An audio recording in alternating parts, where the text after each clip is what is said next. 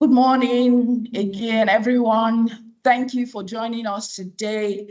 On behalf of ARM Trustees Limited, I welcome everyone to this webinar session. Thank you so much. With the team, Family Governance and Communication, an efficient strategy for an enduring legacy. My name is Mofoluke Keshiro. I lead the family office team in ARM Trustees.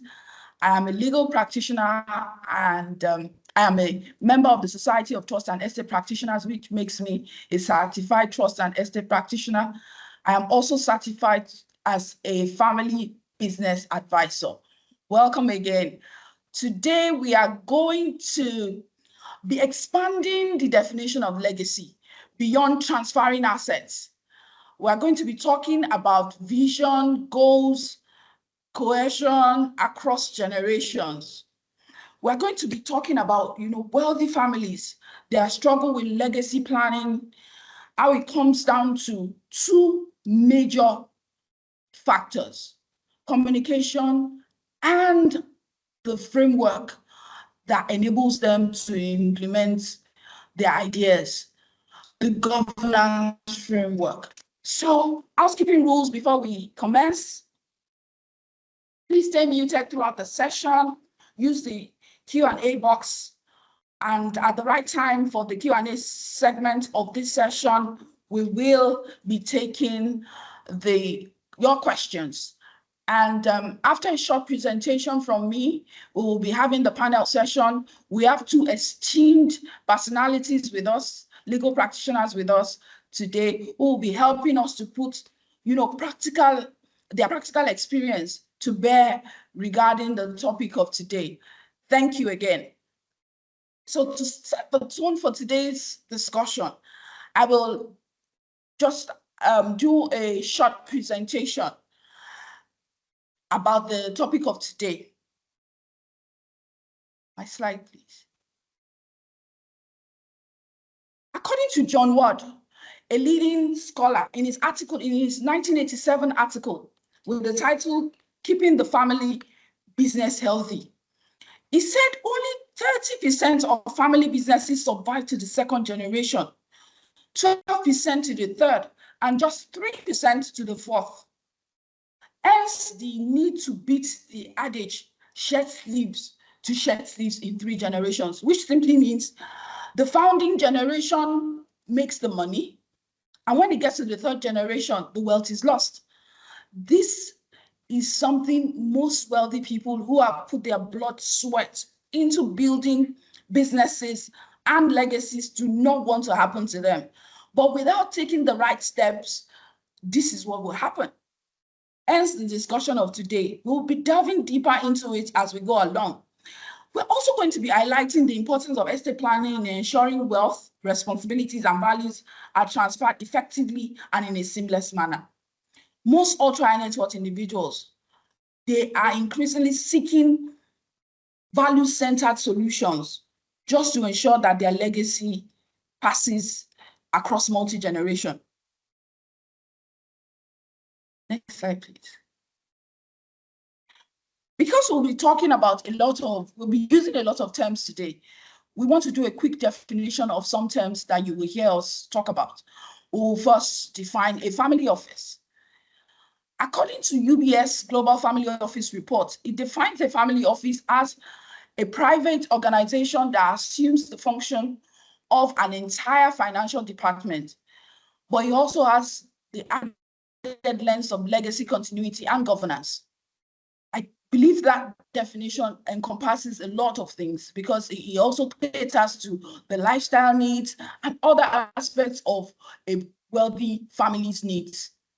Succession planning is defined as a deliberate strategic process to identify and prepare future leaders for continuity, stability, and preservation of family values, just to ensure that the key persons who are competent and relevant take on the position of leadership and ensures that continuity across generations.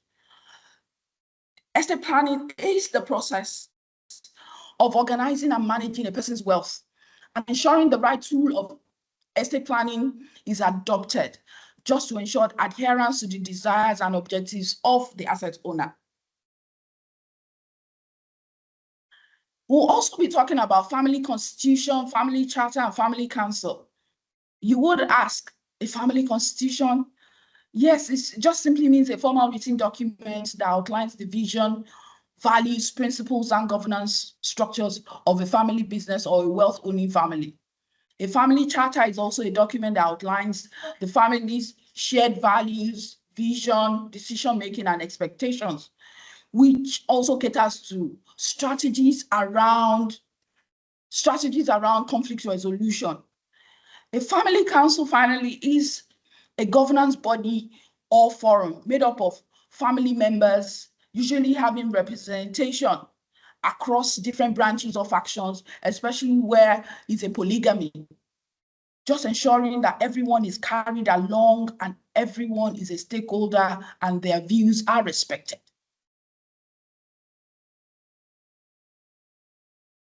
Briefly, just highlighting the understanding and the value of communication and governance framework.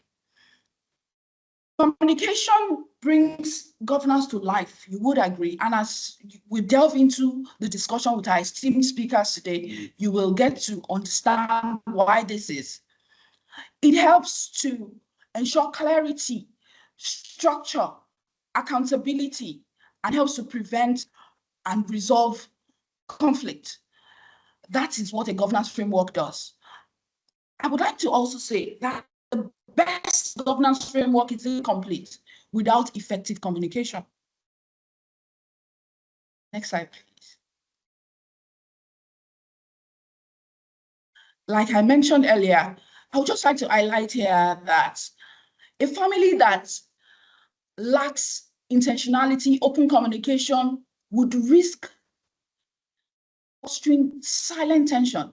When families, patriarchs or matriarchs, do not allow their children to hear their views, their opinion about decisions, about what should happen in the next generation, or even presently, then the children will just keep quiet. And that is putting a potential risk of maybe discarding whatever legacy the matriarch or patriarch is going to pass down or desires to pass down to the next generation. Legacy is sustained through consistent actions and intentional dialogue. I'll be speaking to core pillars of the governance framework. Next slide, please.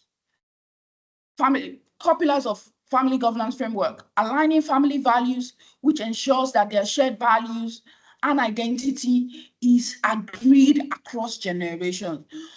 The first generation, which is the founding generation, the second, the third, to the fourth, and as it goes on.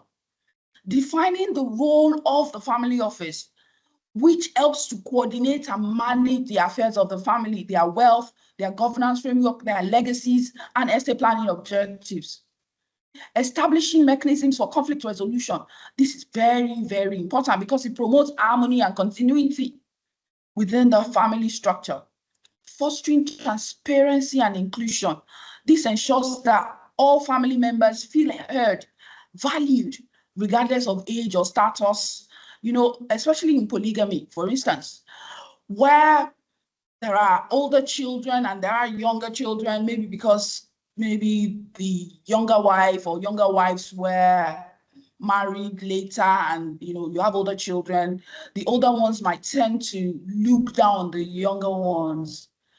But having a framework, a governance framework, helps to bridge that gap and ensures that everybody is included, regardless of age grade, educational status, or who they are from, what branch of the family they are from. And as we very well know, most ultra high net worth families, they have philanthropy as one of their objectives. We have, we are aware of Bill Gates of this world and all their charitable objectives and goals and what they do. So it's important that they also pass this legacy as well to the next generation, because these are things that are dear to them.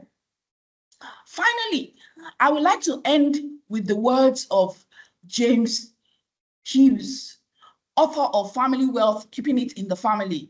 He said successful families see themselves as stewards of the family wealth and values, not just owners. Thank you very much for listening. Now we will go to the panel discussion. And before we do that, I would like to introduce our speakers of today. I have the honor of introducing first Neizena, a seasoned legal practitioner with over 20 years experience in corporate and commercial law, regulatory compliance, M&A, and governance. She currently serves as head of legal services at ARM Holding Company, overseeing legal operations across subsidiaries and investment funds. Her background includes partnership at Austin Peters & Co., critical roles in drafting the Investment and Securities Act 2025. She holds an MSc in Finance and Financial Law, University of London. She's SEC-sponsored individual. She chairs the MBA SBL Pensions and Insurance Subcommittee. Her work bridges law, policy, and strategic governance. Thank you very much, Zena. You're welcome. Thank you very much, Mofuluke. It's a pleasure to be here. Thank you. So I would like to introduce the next speaker, esteemed legal practitioner, Mr. Olayimika Olasewere. He was called to the Nigerian bar in 1992 and trained under the renowned Alhaji Femi Okunu SAN. He served for over 2 decades as partner at SBA Ajibade & Co., leading the real estate and succession department before founding Rooftop Chambers, a boutique practice. He specializes in succession law, estate planning, and real estate. And he has advised families, corporations, and trust companies in complex matters, estate matters. He's vice chairman, vice president of the Association of Succession, Trust, and Estate Practitioners, ASTEP. He's a prolific legal author, a recognized voice in succession and governance law, both locally and internationally. These two speakers are bringing their wealth of experience and practical insights into our discussion of today. Mr. Olasewere, you're welcome. Thank you very much, Mofuluke and the ARM team. Thanks for having me. Thank you so much. Mr. Olasewere, I would like to ask, how important is communication in a family, especially a wealthy family, a family that owns businesses or even a business? How important is communication? Thank you so much. So first of all, I must thank the ARM trustees team for crafting this topic for this webinar. From my experience, we realize that we so often underrate or ignore the role of communication in succession planning, particularly for family businesses. Practitioners and advisors tend to leave the issue of communication more as an internal issue to be resolved by family members. But emerging trends tend to show now that communication is indeed a very, very important aspect of succession planning, particularly for family businesses that want to devolve from generations to generations. So in terms of communication, which I've been asked to speak on, I'll be touching on the role of communication. I'll be talking on the aspect of family complexity. I'll be talking on financial personalities in the family. I'll be talking on how to foster meaningful dialogue within the family. And I'll also be touching on communication blueprint for family business succession and also for business owners, for family members, and all will conclude with the end goal of the presentation. Thank you so much, Mofuluke. Thank you, Mr. Olasewere. Quickly, I just want you to address that question. How important is communication in a family, a wealthy family with businesses? or even a business, like I said earlier? Yeah, communication is very, very important, because where there is no open dialogue between the patriarch, the matriarch, the business owners, and the members of the family, like you rightly said earlier, there will be silent tensions. There must be communication between the family members to know what are the fears and aspirations. What fears does the founder have about the business? What are the aspirations that the founder has? All these things have to be communicated to the members of the family. In terms of succession to the family business, these things have to be discussed. So what we're trying to advocate here is that family members, both the founders and the family members, the children, must realize that the days of superimposing views, the days of intimidation in quote, the days of, oh, I know it all, those days are gone. If families want to sustain generational wealth, the patriarchs, the matriarchs, the founders must hold on to communication as a strong key to inculcate values within the family members. So communication has now become a very, very major ingredient in terms of succession planning for successive family generations to hold on to family legacies. I hope that answers the question. Thank you very much, Mr. Olashiwere. I hear you say, open dialogue around the aspirations of the founding head of the family, patriarch or matriarch, ensuring that whatever desires they have around, their legacies is properly communicated. Thank you very much for that. Zena, please, I would like to ask a similar question, but this time around, it will be around family. Why is family governance important? All right. Thank you for the question, Mofoluke. And, family governance, I think I should start by defining it. What do we mean by family governance? I'm sure a lot of us are very familiar with corporate governance. But for successful families or wealthy families, they have to manage these two facets of governance. That's the corporate governance, which deals with how they run their companies or their businesses, and also family governance, which is how the different purposes, principles, and values of the family are brought together. Let's take a step back. A man, we call him the patriarch, or a woman, the matriarch, sets up a family business, the setup of business, the business does well. And then, as time passes, as time goes on, they start to say to themselves, how do I ensure that this family and this business outlives me? How do I ensure that this business continues to provide wealth to my family members? How do I preserve the legacy, the ideals that made me found this business? The impact this business has had on the community. How do I preserve this beyond myself? And that's when they start to communicate. Ideally, that should be when communication, as Mr. Olashiwere has discussed, comes in. They start to talk to their family members. How are we going to make this thing work? Then they realize that they and their children have shared values, shared passions. No matter how much a child may say, I'm uninterested in your business right now, if you sit that child down, proper communication, and start to discuss your views, your dreams, your aspirations, you find out that they will remember, oh, there's this thing that your mommy has achieved. I made some kind of sacrifice. Oh, I love this aspect of the business.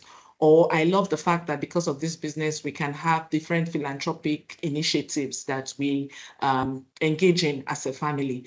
Now, when you now bring these shared passions together and you now look for how you can harmonize them such that the family remains united, relationships continue to be harmonious, and then you can continue the business in a profitable manner.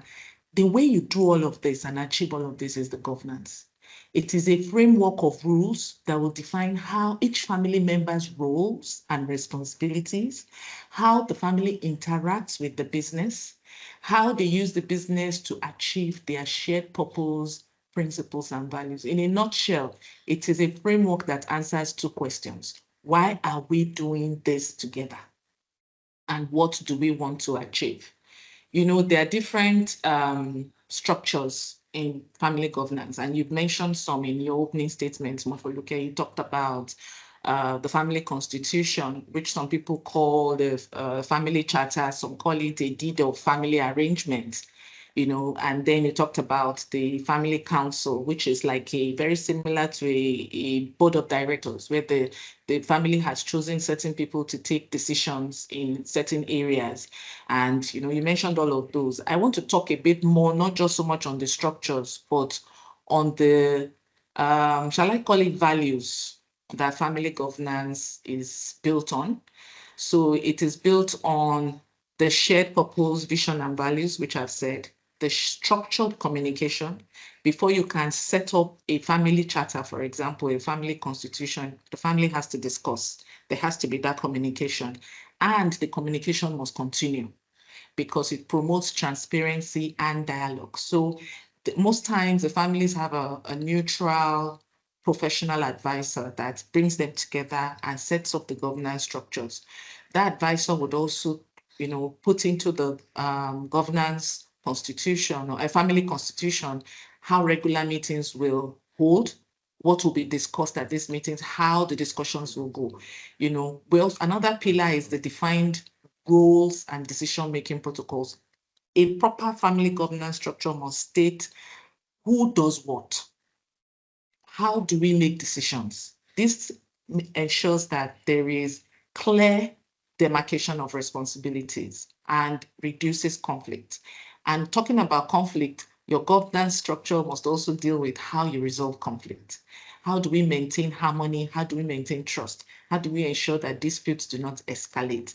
And lastly, it must deal with succession planning and leadership development, because what we are trying to do here is create a legacy that outlives the matriarch or the patriarch. So we now have to talk, who's going to take over this business? How do we select leaders?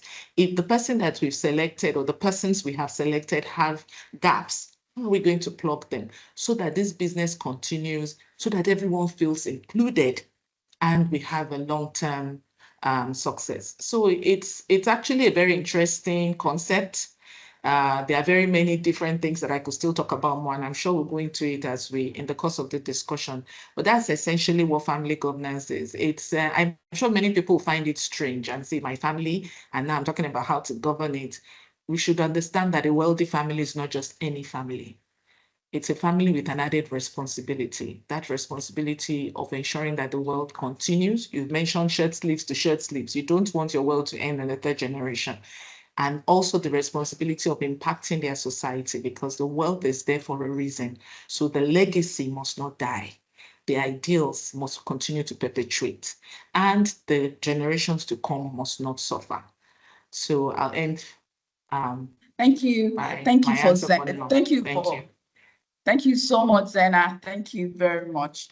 And I will try to unpack a few of the things that you said, because just to reiterate, most importantly, you talked about, the desire or intention of the patriarch or matriarch to preserve the impact they've made in building the family business and the wealth. You talked about, the family agreeing and saying, why do we want to do this together, being intentional about it? You said, their shared values, their shared passion, bringing it to bear and understanding, outlining or articulating it. You also talked about, which I consider very important, leadership. Leadership oftentimes, because of our African inclination nuance, we tend to just adopt the natural methodology of, leadership, which is in most instances primogeniture. However, is this the consensus within the family? Understanding and agreeing to it. It's often easier in the first and second generation to say, we can manage things. But what qualities are there are those that would enable, the third or fourth generation to actually step into the role of, the head of the family or the head of the business. These are things that, like you highlighted and while you were speaking, decision making, this is very critical. Do you want to do a unanimous vote, everybody a consensus, which in some instances, as is own defect, because some people can hold the family to ransom. I think at some point, Mr. Olashewere shared an experience with us regarding this. And it happens like that, or you want to just use majority. These are things the family need to decide and agree on. Thank you so much, Zena, for that. I would like to ask Mr. Olashewere, what practical steps can a family take to ensure open communication to minimize conflict in a family? We are human beings. Conflict is, it's a constant every day. We agree to disagree in some instances, like they say. But what steps, practical steps from your experience, would you like to share that a family can use to ensure open communication, minimizing conflict? Thank you very much.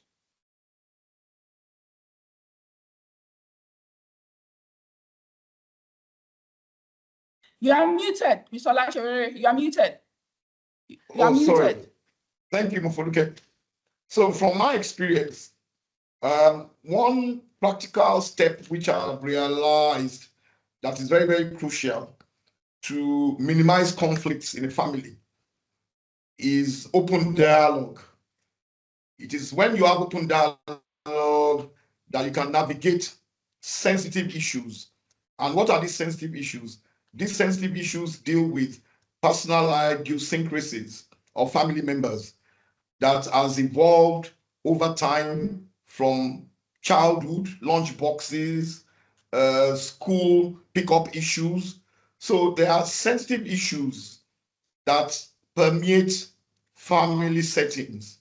So the business owner must ensure a system of clear dialogue, open dialogue, to navigate sensitive issues and ensure that there is a smooth leadership transition.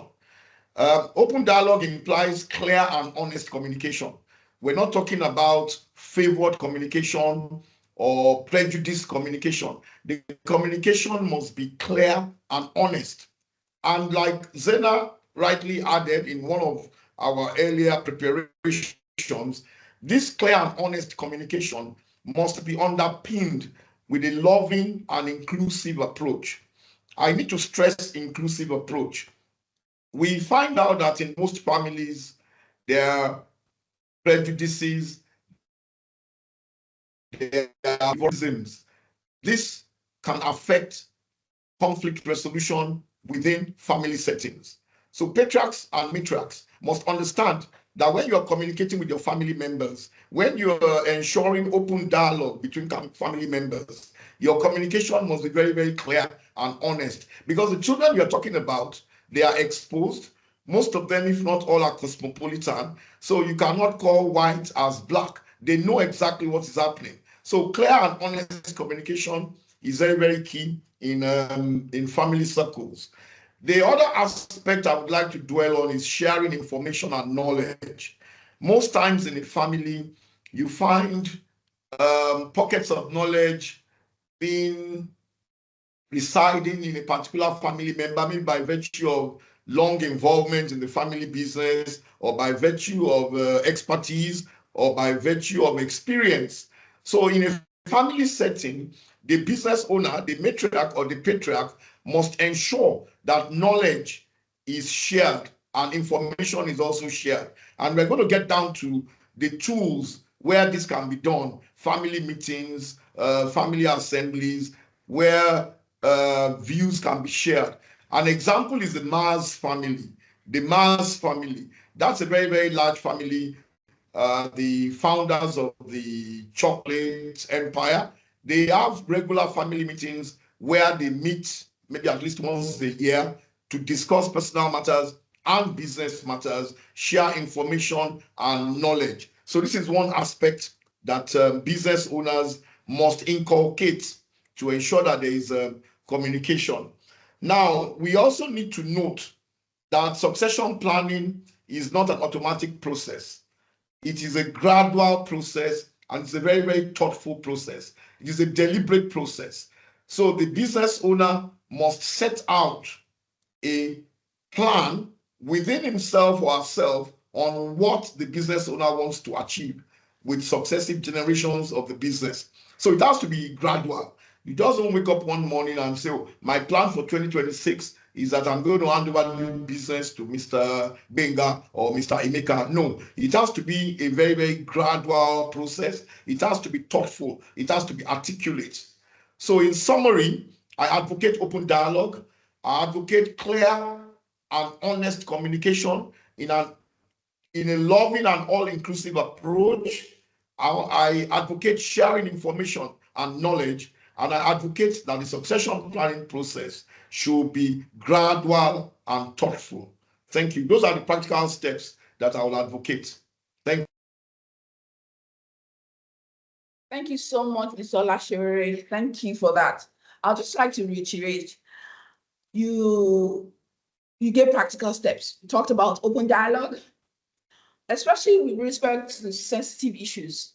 And like you very well know, in most families, in all families, you will have to discuss sensitive issues. Or maybe the first child might not be the person that is best fit to take charge of, running the business. But that first child could have other, competencies that was best suited for other things. But the matriarch or patriarch has the duty to manage such a situation and other sensitive issues. Especially because he said to ensure smooth leadership transition.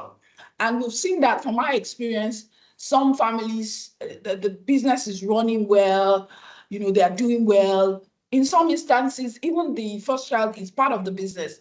But because of certain character traits, the family believes, or the patriarch believes that child is not best suited to take over the reins of leadership when he is no longer in the picture. You talked about, clear, honest communication, using, a loving and inclusive approach.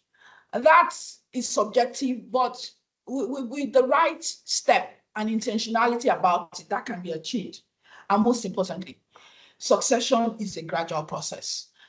And patriarchs and matriarchs are encouraged to start thinking about it as early as possible. Thank you so much. Thank you, Mr. Olashiwere. Zena, I would like to ask, how can a family begin the process of framing the right governance structure, preparing the family constitution and other documents, just to ensure that their own peculiar needs are catered to? Thank you. Okay. All right. So to frame the right governance structure, essentially you are saying, how do you start the governance structure process? The first thing is the textbook answer is that the first thing is to have a family values alignment session. It's a kind of a formal session. The patriarch or matriarch sits with the family members and they have a discussion. They're asking themselves, what do you believe in? What values define our family? What legacy do you want us to leave behind? What do you want to do in the business? In what capacity do you want to be involved? Where do you think the business should go? But I think before you have, in my personal opinion and from experience, before you have that family values alignment session, you should have a heart-to-heart with your family members. Like Mr. Olashiwere said, it's a gradual process. You should have more than one, discussion where you start to open your heart as this matriarch or the patriarch and say, oh, this is my dream for this business. This is my vision for this family. This is what I would love when I'm gone. That starts to bring, the children, the family members they start to think. It brings them down to earth. They say, okay, this person is being serious here. This is serious stuff. What's going on? And because it's a series of discussions, their hearts start to open. They become more receptive to this discussion about the future and about their role in it, and even about the fact that the business is going to go beyond them to the generations that are yet to come. So after that, you can now invite an expert that has knowledge of the law, knowledge of family succession, estate planning, family succession, how to manage a family business. And then they come in and they help you have this family values alignment session. There'll be a whiteboard, where everybody will throw in their answers as you ask those reflective questions. What are the values that define our business? What are the values that define our family? Those questions I mentioned earlier. You start to put all of those key themes up so that you can see the common thread. Where are we going to? What are we trying to do? And then the patriarch or matriarch comes again to discuss their fears, their hopes, their visions in a candid and open manner. Openness is important. You see, most times, because we're talking to family members, we take them for granted, but we forget that they are individuals in their own right. And they have their own views and their own opinions. So when they see that you as a patriarch or the matriarch, you are being cagey or you are not entirely honest, they will also not be honest with you. They will not buy into your vision. So it's important for the patriarch or the matriarch to be candid and to be open. After that, you have a mini alignment session where you take participants and you group them by branch. So when we say branch of family, you may be in a polygamous family and you do, each wife's children and their own offspring together. Or you may say branch and maybe the patriarch started this business with a brother or another sibling. So you take those branches in, or perhaps it's a family that is so inclusive that they don't want to just deal with themselves. They want to bring in their cousins, their nephews. So you do the different branches, and also you group participants by generation, because whether we like it or not, every generation has different views about things. And this is an inclusive process. So you want every generation to speak their mind and to be heard and to be understood. And when you've done this, you now bring everybody together again and say, when we broke out, this is what we said. And then you have a cross-pollination of ideas. It's important that all the old misunderstandings and disappointments and hurts are addressed. And assumptions should not just be left as they are. Speak your assumptions and have them addressed so that we can all have a common ground. The family can have a common ground to move forward, and there's also something called like a family circle where you can sit together and share proud family moments. What that does is it evokes emotions, and it helps the family members open up even further, and then from all of this, you would have a clear path to say, okay, this is what our common values are. These are what our common values are. These are what our common objectives are. And then the expert can start to draft the governance documentation. Even after this session, after you've drafted and you've brought it out and everybody has, reviewed and then they sign or adopt, you continue to have follow-on sessions, follow-on sessions where you start to test this constitution that you've written. And it is from it that you now start to say, okay, we talk about, who's going to pick the leadership position? Who's going to be the member of the family council? And how do we going to take care of each other? What's our code of conduct? What's our succession criteria? How often are we going to meet? Do we want to meet in person or virtually? Do we want to send newsletters around? So it's a continual, it's not a process that you just say, okay, I finished this in 1 month. You have to start with the informal discussions, as I said, and then you move on to the more formal conversation where you have the expert in, and then every other thing follows thereafter. What is important is that there must be fairness, there must be inclusivity, there must be flexibility. I'm talking to the matriarchs and the older generation here. Don't think that you know it all. Be flexible. There must be transparency. And there's a bit of education, because everyone needs to understand why we're doing this and how it's going to profit us all. And there must be accountability. And again, there's procedural clarity. What we're doing is clear. How we're going to achieve it is clear. So I hope that answers your question, Mofoluke. Thank you. Thank you so much. That was really insightful. I would just like to reiterate and sort of buttress, most patriarchs, especially you speaking about, different generations, the baby boomers, they're expected to, pass on the great wealth transfer that is going to happen between the baby boomers, to Gen X, of course, the millennials, and a few Gen Zs too will benefit from the great wealth transfer that is anticipated to happen between now and 2030. So the need for to understand each age grade or generation, it's really important, like you rightly pointed out, because everybody, different mindset, different thoughts and opinions and views about what wealth transfer is about, just ensuring that, their views are heard, their views around, alternative investments in some instances, and diversification of the business, and a lot of other views, because you pointed out that assumptions should not be left without being addressed. That is very, very important. You talked about, that opinions of everyone should be heard. Thank you so much, Zena, for that. I have a follow-up question, Zena. A quick one before I go to Mr. Olashewere. With all these procedure steps to crafting a family governance framework, Zena, what do you think? Would you agree or would you recommend that a technical expert has a critical role to play in this process? Would you say that? Yeah, yes, absolutely. Absolutely, Mofoluke. Before I even answer that question, I want to address a bit about what you said about the wealth transfer. And, there's a popular family in South Africa, the Oppenheimers, and they own one of the biggest mining companies in the world. Yes. And, yes, so that family, if you study them, you'll see that the person that started it, the patriarch, yes, hard labor, mining, rough and tumble kind of life. You built the wealth. You had the second generation. He went into politics.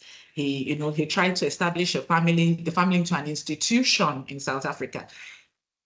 After some years, by the third or fourth generation or so, they moved. They took their mining interest, sold it, and transformed their business from being a mining business into a wealth and investment management business. And then they started to diversify. It was as if they saw the future, that, when you are into that kind of extractive industry, there's going to be a lot of trouble. So if they didn't listen to the younger generation telling them that, look, things need to change, we need to do other things, that family would have atrophied. They would have become a fossil, a relic, and everything would have been lost. So there's a lot to gain from the younger generation, just as much as the younger generation to have a lot to gain from the older. That's why we're preaching this inclusivity and this flexibility, so that we can thrive.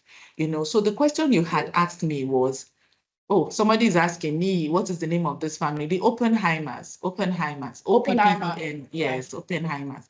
And so you asked a question and said, the technical experts, what is the duty of this technical? Is this technical expert absolutely necessary? Or do they play a critical role? Do they play a critical role? Yes, the technical expert plays a critical role. We've talked about all this process that we've highlighted. I seriously doubt, as much as we all know that we have intelligent family members, well-read family members, I seriously doubt that we could just say, okay, just come and run this for me. Again, there's the question of bias. So I'm sure that even you, Mofoluke, or Mr. Olashewere, or myself, saying that we are experts in this field, if our families wanted to draft a governance document, it would be difficult for every single member of the family to buy into our role in that instance. They would feel that there'll be bias. The fact that you have a neutral, that word is very important, neutral technical expert coming in to help you create and craft your governance and communication processes for your family is very important. That expert has legal knowledge, investment management knowledge, wealth management knowledge, and then a little bit of all that we have been saying here. There's a bit of psychology here. Let's not forget it. There's a bit of experience. Absolutely. A bit of experience from dealing with all kinds of people, which they'll also bring to the table, and it's not just a job of, I've come to craft the document and say these words. No, the expert has to sit down and study your family. Yes. There are certain nuances that are peculiar to every family. In preparing for this webinar, I remember the family that, strangely and quite unusually, they lean on the eldest son of the matriarch. So there's a patriarch that's created wealth, but that patriarch had a very close relationship with the elder brother of his wife. And somehow, maybe he had passed it on to the rest of the children. Everybody respected that man. So it was natural that he had to be a part of the family council. That his input into the family constitution was important because, this is someone that they respect and they look up to. So that's a nuance that a family advisor comes in to see. Other members of family may not totally understand it. So it's crucial to have a professional come in to advise. Thank you. Thank you so much. Thank you, Zena. Mr. Lashewere, do you also agree from the communication point of view as well? Do you agree that, a technical expert has a critical role to play? Thank you, Mofoluke. You and I know quite well, and Zena too, the role that professionals have been playing in recent times in succession planning. And that was why when you crafted this webinar topic, I delved into it extensively. And I came back to tell you that, wow, we have overlooked this communication aspect of succession planning for too long. But what I've realized is that the independent advisor, that's how I'll refer to it, is very, very important, particularly when you're talking about somebody to assist the family business navigate generational legacies. And the reason why I say so is because why do people come to ARM trustees, for example? They come to ARM trustees for professionalism, independence, impartiality, and the values which you have espoused. So those are the qualities of the independent advisor, be it corporate and be it so professional. So it is very, very important for advisors to come in because they bring in a wealth of expertise and experience, which they can use to navigate the various unresolved conflicts within the family. They are also able to bring out structures, international best practice structures that can assist the business owner arrange succession through generations. So I completely agree with Zena. We have discussed this over and over again, and we encourage professionals in this field to continue to operate in an ethical manner, because this business we are into is one of the most delicate and sensitive areas of practice, because you are dealing with confidences, you are dealing with sensitivities, you are dealing with life or death issues. So the pedestal is very, very high. So the role of the independent advisor can never be overemphasized. Thank you. Thank you very much, Mr. Lashewere. I would like to ask at this point, there are some patriarchs, from my experience, and matriarchs who would say, oh, the definition of a family is restricted to bloodline. What would your thoughts be around that decision that a patriarch or matriarch could make, taking into consideration now that some families or individuals have constraints around childbearing, they do, adoption, legal adoption, and other processes, excluding the spouses, also excluding the spouses and saying, my family is defined strictly by bloodline. What are your thoughts on this? This is a very, very sensitive and time-tested issue. As you're well aware, we have dealt with instructions relating to what we call bloodline dynasties. Those are testators who will insist that the legacy should only pass through the bloodline, and in-laws are excluded from benefits of the family estate. So right now, there is no scientific way of viewing this question. Like I said, it's a very, very sensitive issue, particularly recently where you have an upsurge in matrimonial disputes, upsurge in domestic violence. You find out that conservative business owners would prefer exclude non-bloodline family members in quote from succession in family businesses particularly. I'll give an example of a company that we represented the estate of the founder so many years ago. That company was called Murphy Shipping and Logistics. And in the time of the testator, it was a thriving concern with global branches in Azerbaijan, UK, and so many other places. So in his last will and testament, the testator decreed that the business should be managed by his children, his offsprings, and that no in-law should be involved in the management of the business. So in the course of affairs, one of the managing directors was the eldest child of the testator, who is also female. He had 4 ladies and a single boy who was the last born. So the son-in-law, that is the husband of the first child, first female, also managing director of the company, actually needed support of the husband to succeed in that business.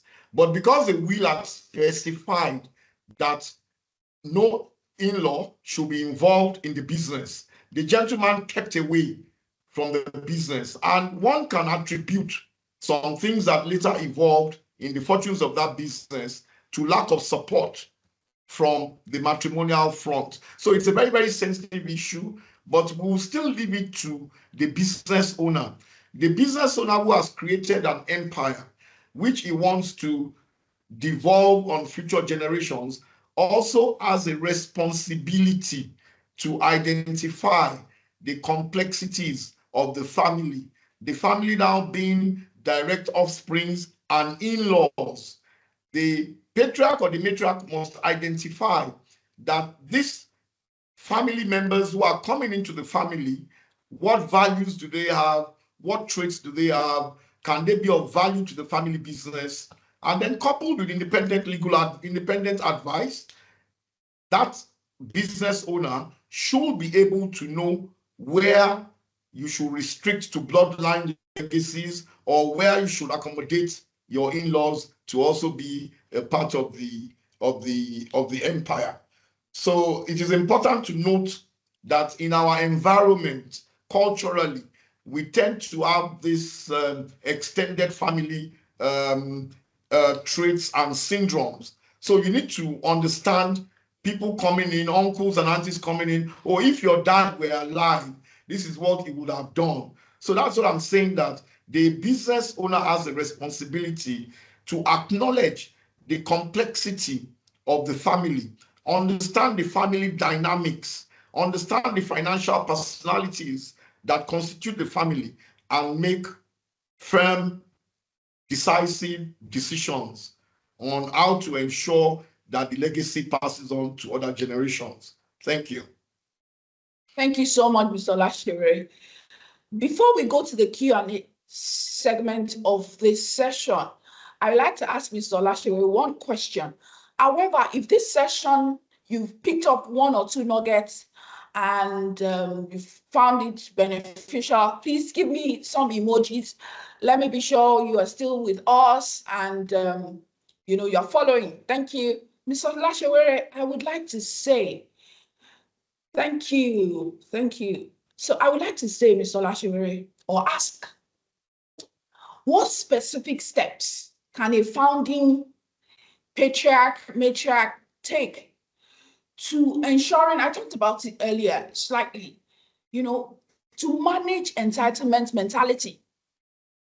A first child, a first son, first daughter, taking, in the Yoruba land, the Daudu, Bere, in, the eastern parts. Then, thankfully, UKG and UKG has put to rest, that the fact that a female child cannot inherit from the father's estate. And also, especially with those with the very strong cultural inclinations, where Zena is from, So how can a founding patriarch, matriarch manage that entitlement mentality in a beneficiary or a child that just believes this is my birthright, and I'm just going to step into it regardless. Thank you. So we need to start from what is the root cause of entitlement mentality? How does it arise? Is it an automatic trait, or is it a trait Culture. that can be noticed? Culture. Oh yeah, culture. Oh, eldest child syndrome. Well, the answer is very, very simple. The family, the business owner must realize, first of all, that each family member has each family member is unique, and they have different goals and aspirations in life. And each voice in a family deserves to be heard. So it goes back to what I said earlier.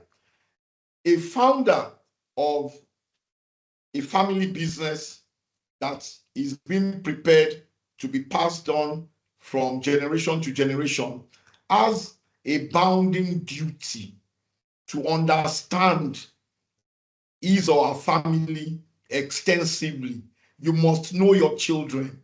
So I'll give an example of a patriarch who had close to cash balances of 800 million, 6 children, 4 male and 2 female, and he sought advice on how to preserve the wealth.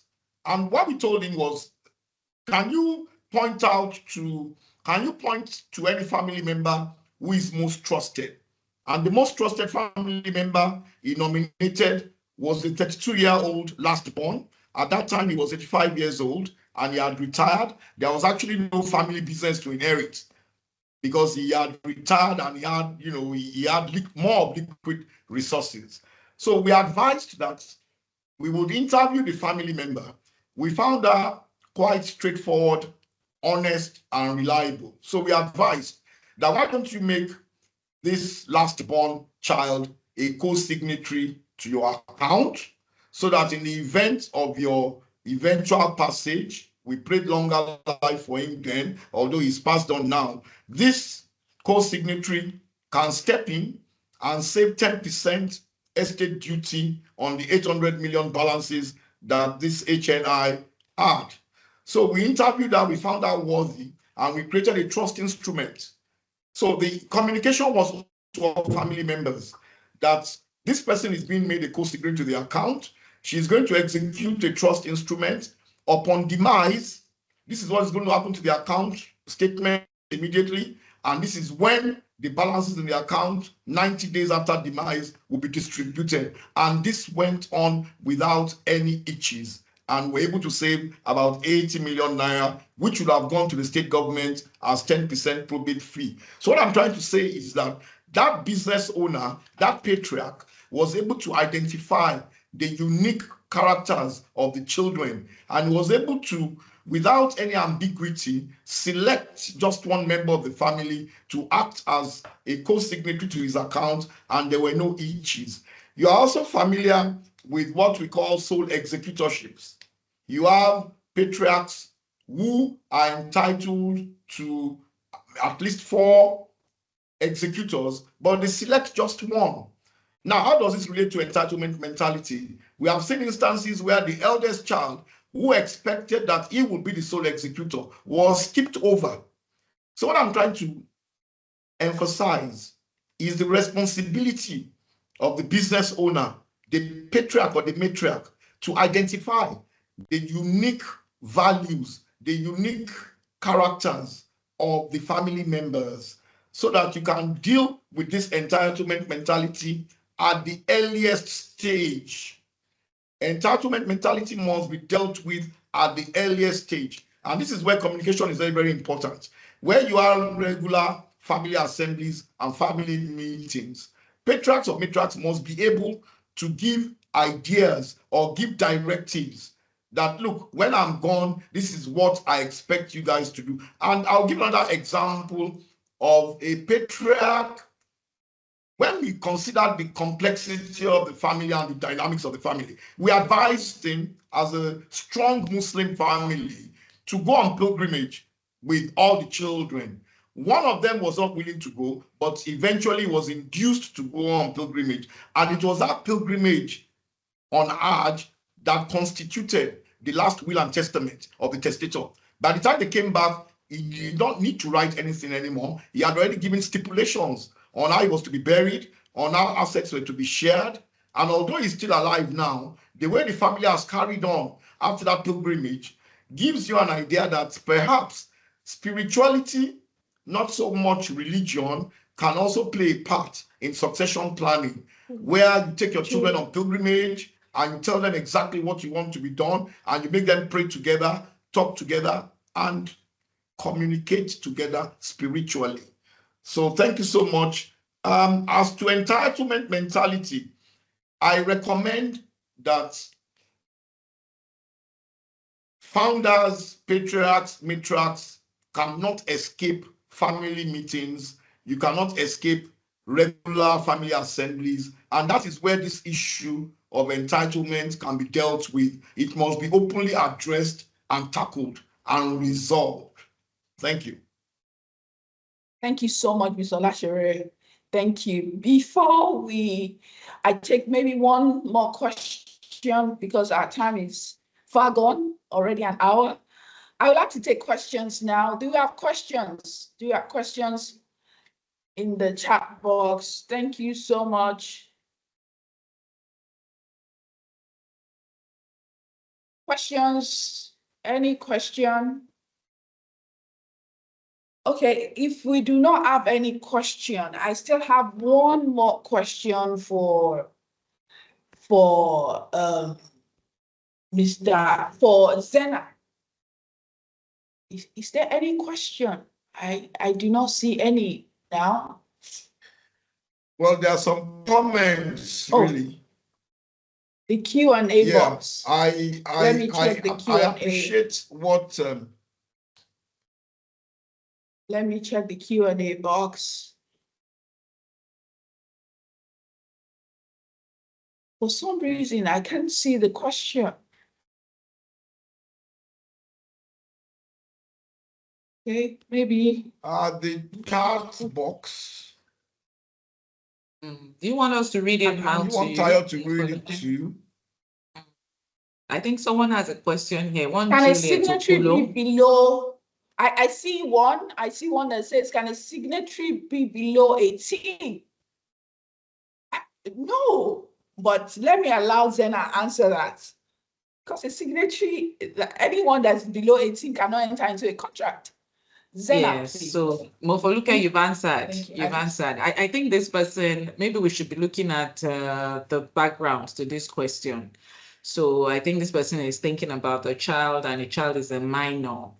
You know, so in this instance, perhaps what you need now, since your child is a minor, is to come in and have a discussion, and the trustees will be able to sort you out, you know, to have an impartial person that would stand in the gap before your child reaches the age of maturity, where they can take those decisions with you.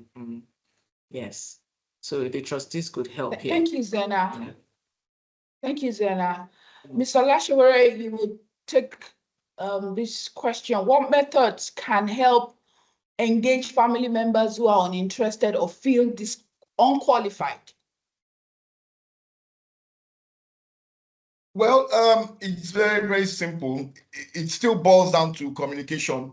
And like I said, I will keep emphasizing the burden on the business owner, patriarch, matriarch, the founder, to always engage family members. So the business owner must, as a role,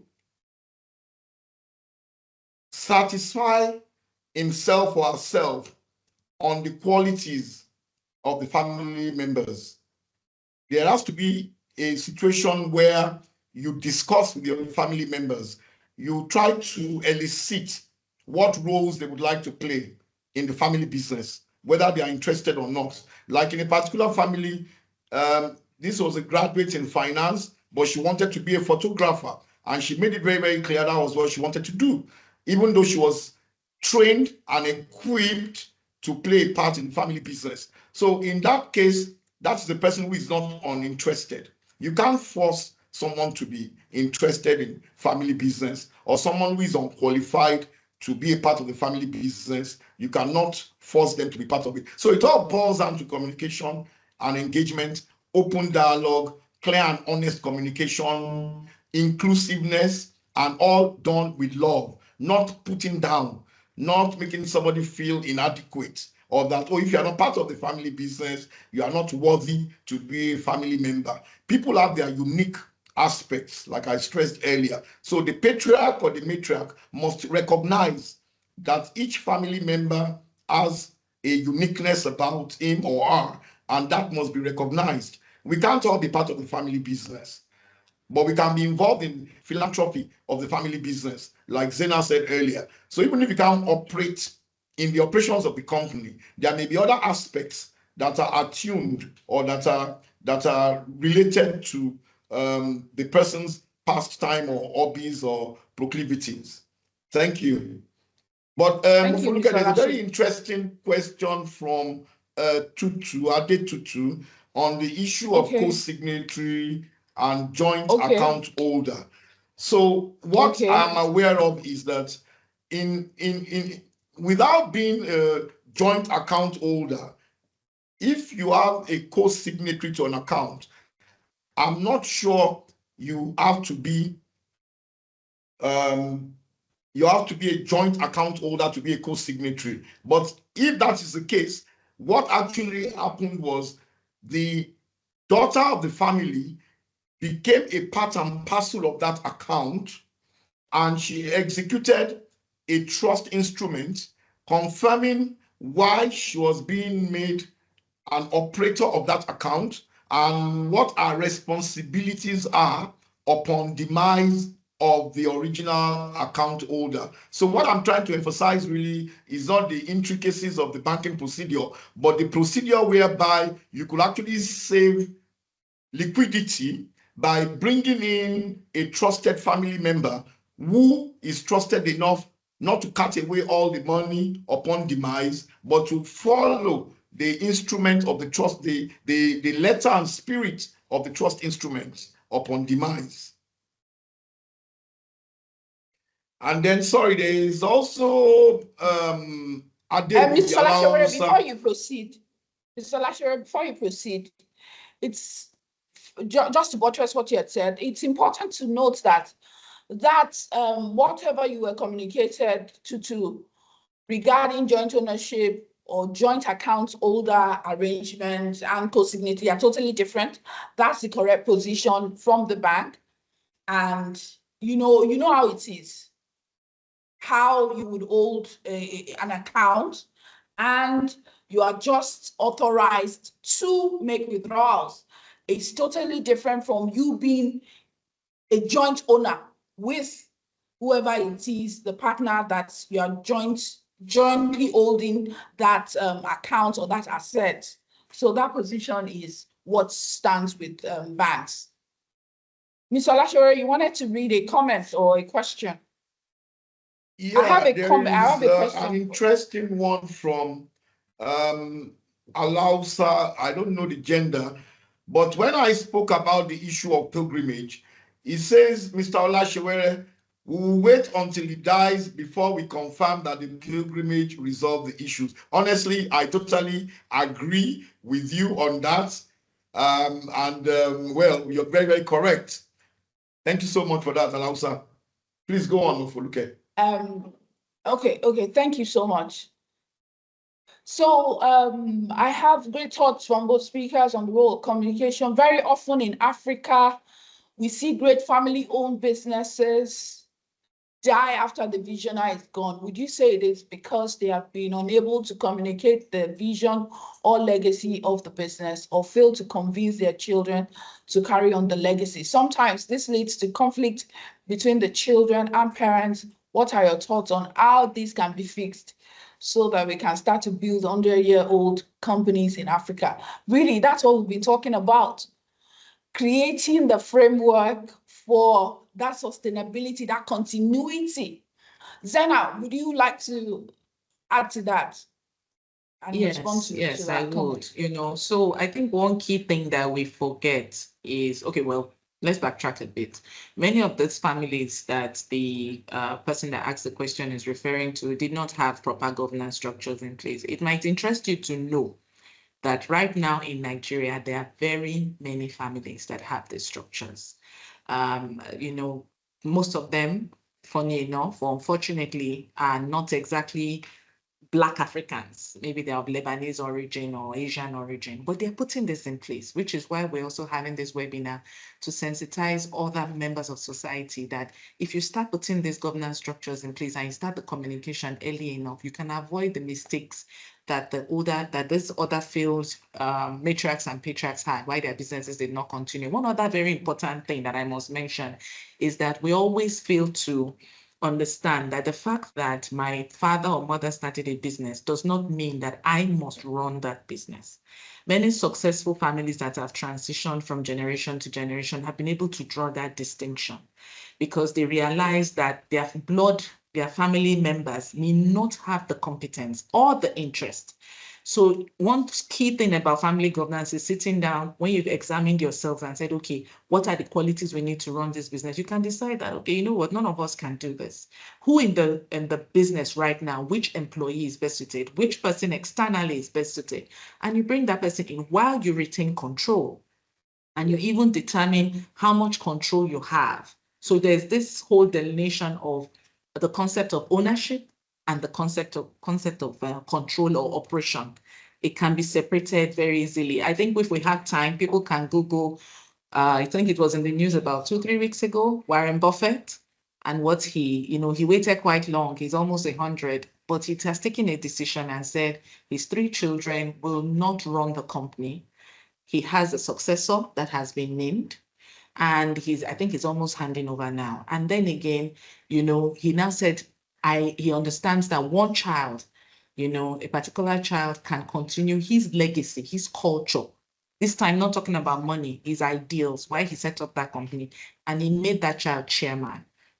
And he has said clearly, your major role here is to preserve the culture of this company, like a culture custodian. So if we do these things, we think with foresight and we eliminate a bit of sentimentality and we think about what is best for the business and what is best for the family.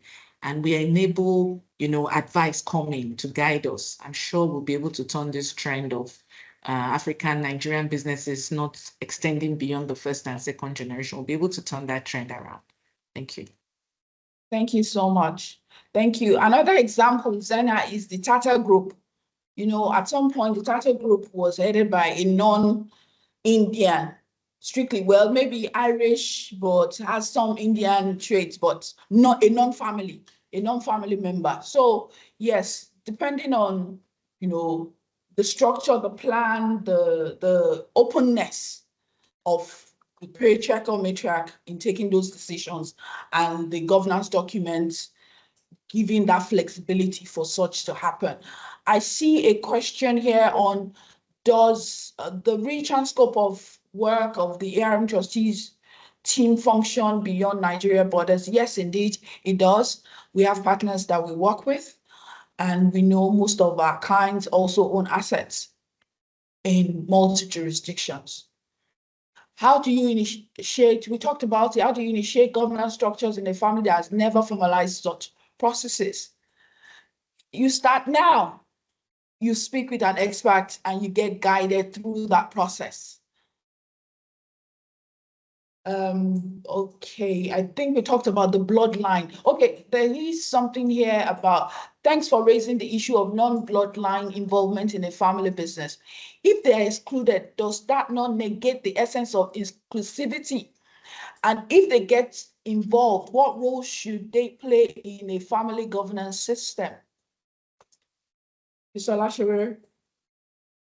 Okay, so again, I will emphasize that a patriarch or a matriarch who has taken the pains to set up an empire has a heavy responsibility to identify traits within family circles. We're talking about family complexity.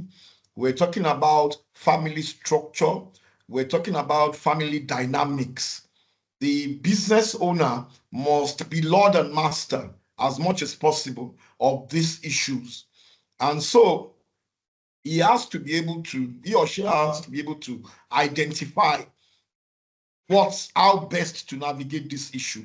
There is no textbook formula. There is nothing an independent advisor can actually do except to advise that, well, from my interview with family members, I've identified that Mr. A is a very, very domineering member. I've identified that Mr. B is a very, very reflective person, very, very slow to act. I've identified that Mr. C is a group person. He or she will flow where the group flows. So you still need the family, you still need the business founder, the business owner, to engage with independent advisors and articulate what fears they have. And then those advisors will be able to put together their experience, expertise, and set of values which they have developed in the course of their job to advise adequately. Thank you. Thank you so much. Please, you can still share your questions. We will respond to them, but our time is fast spent. Right now, I would like to take parting thoughts from Zena. Your parting thoughts, please. Right. Yeah, so my parting thoughts, this has been a very engaging session. Absolutely. Yeah, it has, so I think I'll just like us to take these thoughts home. We all want our families to succeed. We want our businesses to succeed. Family governance is a must. And you start with communication, you put your structures in place, and then you continue to communicate and you work on your structures. Somebody asked the question and said, what if there is a gap in the governance structure? It's not a thing that just happens once and ends. We don't have the time to talk about like the Clarks family in the United Nations and United Kingdom, who continued since 1993 when they put in their governance process. They've continued to refine it. And from, I think about 10 or 20 members that they have almost about 300 or 400 family members now. They continue to refine because you must continue to refine as circumstances change. So the golden rule for family governance is not control or succession. It's about building trust, inclusion, and adaptability. Adaptability across generations. Aliko Dangote is Africa's richest man. I'm going to leave us with his parting words. He said, you must build a sustainable business that outlives you. If everything depends on you, then you have built nothing. And diversifying wealth is not just about money. It is about values, stability, and responsibility to the future. So I wish us all very well. And thank you very much to ARM trustees and my co-panelists for this very wonderful session. Thank you. Thank you so much, Zena. You heard it even from the wealthiest man in Africa. I believe he's still the wealthiest man in Africa. I think so. Very profound. And in fact, it totally encapsulates the theme of this webinar. Thank you so much, Zena. Mr. Olashore, I believe I have a hand up, but let's take parting thoughts from Mr. Olashore. We will attend to you. Just parting thoughts, Mr. Olashore. Yeah, just before the parting thoughts, I don't want to make any member of the audience feel unattended to. There are two issues I would just like to briefly talk about. One was an issue raised by someone about the girl child. Let me just quickly, in a family where the most viable and insightful child is a girl, what happens in succession planning? The simple answer, Lydia Ndieze, thank you for joining, is that there is no discrimination in succession planning. So it is not something that is gender sensitive, even though culturally it could be. And again, it goes down to the responsibility of the business founder. If you have identified that the girl child is the most viable to play a role in the company, then you have to start communicating your decision, your aspirations as early as possible, so that all other family members are very, very clearly attuned to the fact that this is the successor. God help her. The other issue is somebody asking about startup, that, I'm about to start up a business. What is your advice in setting up a strong family governance? I will advise you to reach out to Mofoluke or Zena. They will deal with this very well for you. So in terms of parting short, I have just a sentence on communication. And that is to say that any problem, big or small, within a family always starts or seems to start with bad communication. Somebody is not listening, either to what is being said or what is not being said. So that's the last word I would like to say. In a family setting, when you have issues, somebody is just not listening. And it's usually the business owner who is not listening, either to what the children are saying or what they are not saying. So I will enjoin our fathers and our grandfathers to be more inclusive in the course of setting up their legacies. Thank you so much for having me, ARM trustees. Thank you, Mr. Olashiwere. Thank you. You said any problem, big or small, within a family always seems to start with bad communication, or maybe somebody is not listening. We need to, not that dictatorial, dishing out instructions. This is the way I want it. It's my business. I built it. No, ideas can come from the younger generation. Thank you so much. It's really, really been insightful, engaging, and quite interesting, because the questions have been so spot on. Thank you so much. To Nicholas Opara, you are asking for the form to register. Yes, that will be shared with you. Thank you so much. And for other questions as well, they will all be answered and shared with everyone. Thank you for your questions. Thank you for engaging us at this time. My parting shot before I call the Managing Director of ARM Trustees to give the vote of thanks would be, you cannot do this yourself. You need expert guidance. You need experts to handhold you, to guide you through this process. We can help you achieve that seamless, that effective and efficient structure that you so desire. That continuity, we can help you achieve it. Thank you so much. I'd like to call Moronke Bangbala to give the vote of thanks. Thank you everyone for attending. Thank you, Mukesh. Thank you so very much. I'm not sure that there's really anything for me to say. I have personally enjoyed the session myself, but if I am not saying anything, I would like to thank our speakers. Mr. Olashiwere, we appreciate the wealth of knowledge that you have brought. Thank you so very much. We know that we've been doing this together for a while to make this day come to pass. So we appreciate the dedication and commitment. Thank you. I'm sure, if we call you again, you wouldn't hesitate to join us in having quality conversations such as this. And to Zena, I'm sure you've got us, we've got you, we're holding this together. Thank you. Thank you for doing a very good job. And to Mukesh, who is that's what we fondly call her, by the way. I'm talking about Mofoluke Keshenro. Well done for a good job done. I also noticed that right from the beginning to the end, our attendees stayed all true. And that means something. It means that they are taking away something. It was a worthwhile engagement session. I also want to appreciate everyone that stayed true and everyone that could not. I think we have very few people that couldn't, and for some of them, they had to even drop a comment that, I had to leave, I have a meeting. We appreciate you as well. As Mofoluke has mentioned, we would work on all the questions and answer. And I honestly wouldn't want us to stop at this. If there are conversations to be had, if there are clarifications, please feel free to reach out to us. We're always available to listen and have those very difficult conversations. But in our experience, it's all for good in the end. So thank you very much. Let's all have a good afternoon. Thank you so much. Thank you, everyone. Bye for now.